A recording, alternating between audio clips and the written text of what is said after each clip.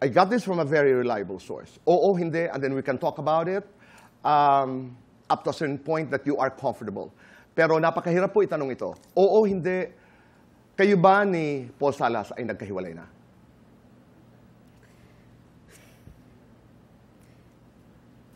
Opo. Hiwalay na kami dito.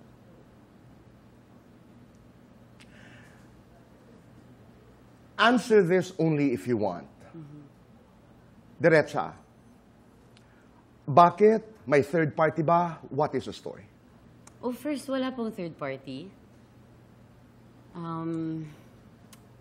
Yung bakit, I think, it's better if you hear from him. That's better. Pero, honestly, before today, pinag-iisipan kong mabuti kung magsasabi na ako sa public o hindi. Mahirap to for me. It's a big jump. Yung feelings ko, kinokontra yung iniintindi ko sa brain ko, lahat. And hindi naman sa ayaw kong i-share. Pero, I think there's a right time for it. Pagdaanan ko na lang po muna. And then eventually, pag okay na ako.